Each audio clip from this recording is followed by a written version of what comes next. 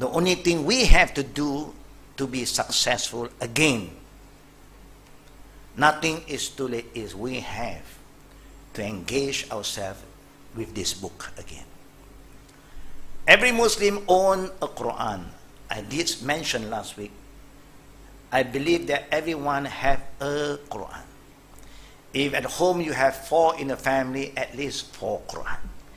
If you have 5 Quran. If you have you plus your wife plus 8 children, 10 Quran. That should be the way. Cannot one for all. No. Everybody have one Quran. Every Muslim car should have a Quran. Every Muslim office must have a Quran. But alhamdulillah, with the smartphone today, every one of us have a Quran. But can you bring this phone in the toilet? Huh? Can you bring a Quran into the washroom? No. Can you bring yourself into the washroom? Yes. Why? It's because the Quran is covered, it's inside. It's not exposed. It's not nice to bring one Quran, hold the Quran and walk into the washroom. It's not good. But if you put in your bag, it's okay. If you put in a bag and put your bag outside, it's okay for other party. You say, this is good, man. Yeah. Just an example. So it's important for you to understand that the Quran must be close to your heart. Handy, you have it with you. We believe that all of us have this with you, inshallah. Yeah? If he's a Muslim driver, he will have one Quran. You know, the driver always waits. And so while he's waiting, he will read the book of Allah. Now what the Prophet said is so important. Iqra'ul Quran wa amalu bihi. Why the first and the second, the third generation is so special? Because these are the generation who read the book of Allah, understand and act upon it. That is why they are so special. Great nation. We read the Quran, the same Quran, but we don't understand. When you don't understand, you fail to act upon the Quran. You just can't. I show you one simple example again.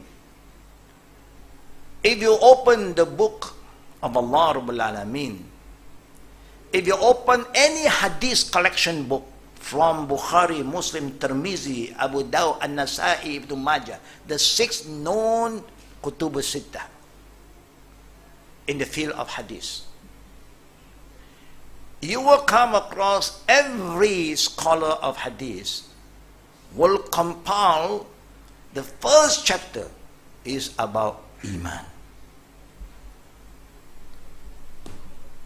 When we talk about Iman, brothers and sisters, you are not going to get out from the 6th article of faith. Don't go further than the 6th. Believing in Allah, how to believe in Him. Believing in His angel, how to believe in His angels. Believe in His book. That is the thing that we are referring now. Believe in Allah's book, the Torah, the Injil, the Zabur, and the Quran. And then believe in the prophets and messengers. Believe in the hereafter. And believe in Qada and Qadar. Every single collection of hadith book emphasize the importance of Aqidah, Iman. What is Aqidah here? Why is it so important? To purify your spiritual side, your inner part. To make sure you are clean from inside before you talk about cleanliness outside. Wa alaikum salam. And this is the process that the Prophet sallallahu alaihi wasallam taught his first generation, the companion. And the Prophet keep on reminding them about purifying their soul. Save your iman. Be clean inside. And look at this great nation. Immediately after you are clear from the inner part, you claim that I believe in Allah. I'm a true believer. I understand what is iman.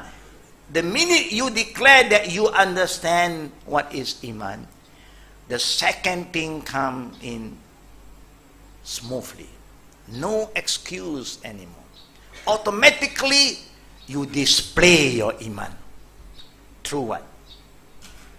Brother and sister, through what? What kind of action?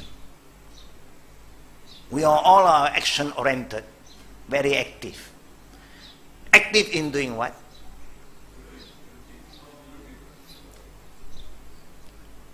What is the good deed that you must do first? Not even salat. You know, one is smiling, be loving, be caring.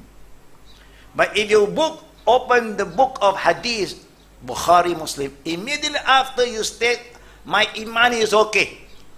I understood what is iman. I have the right iman. Alhamdulillah, shukr. Immediately the second thing that you have to display is cleanliness. Allahu Akbar. You see, anybody who said that he is okay with iman, then you must display your iman to prove that you are a clean person.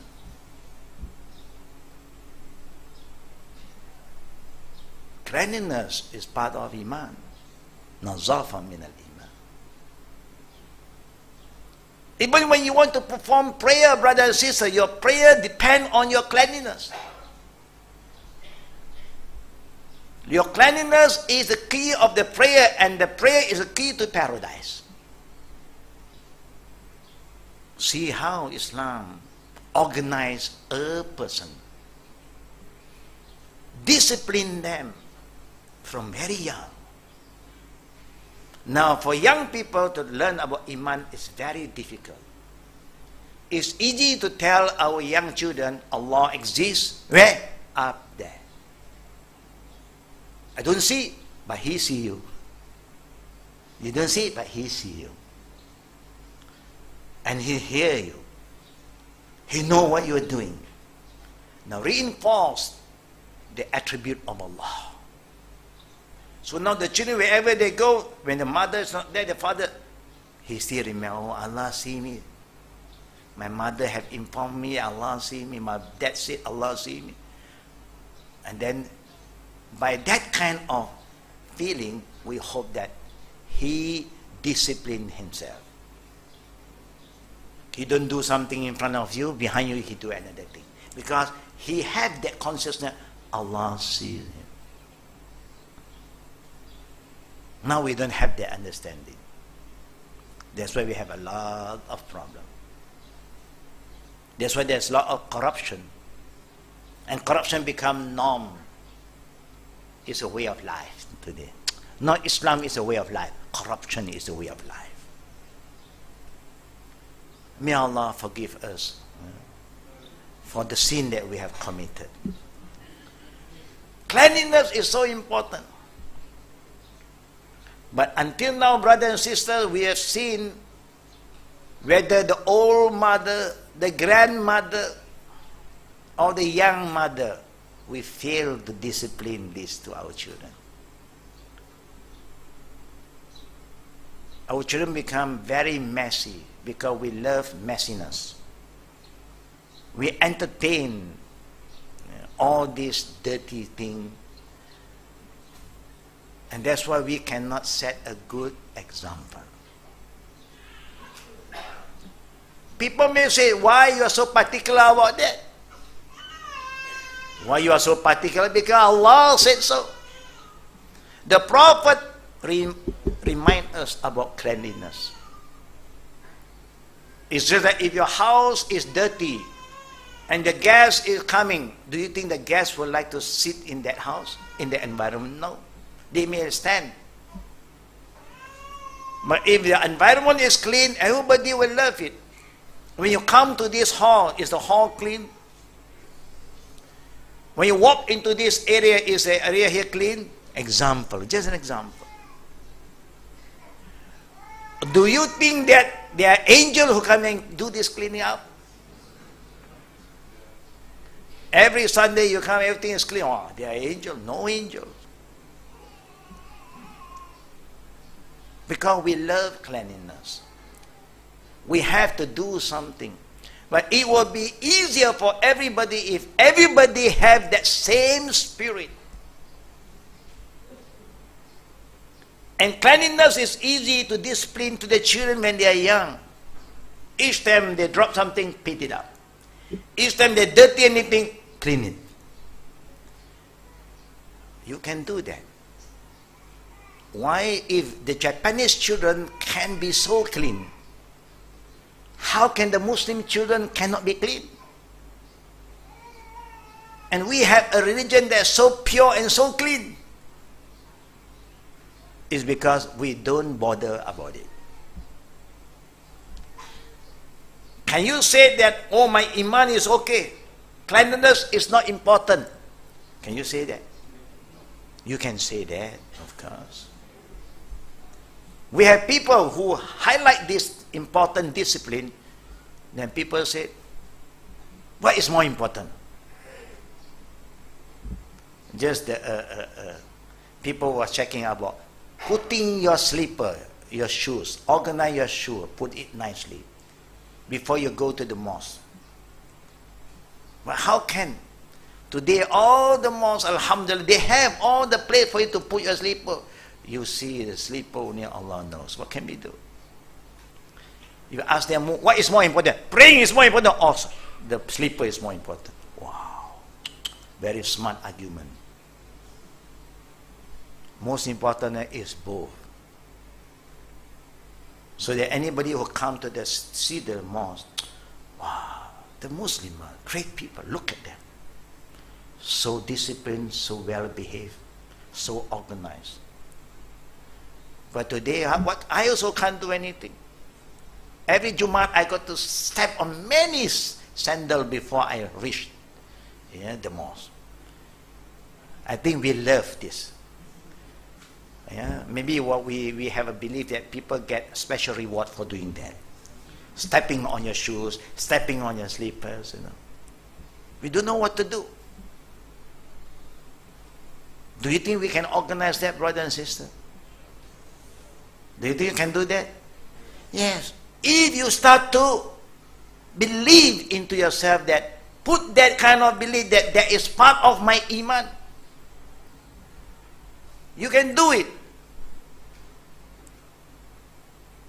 And when you walk on the surface, if there are sand, can you feel it? Without a shoe, you can feel it. When you feel it, what do you do? Normally, what do you do? And it's not my duty, man. It's not my house.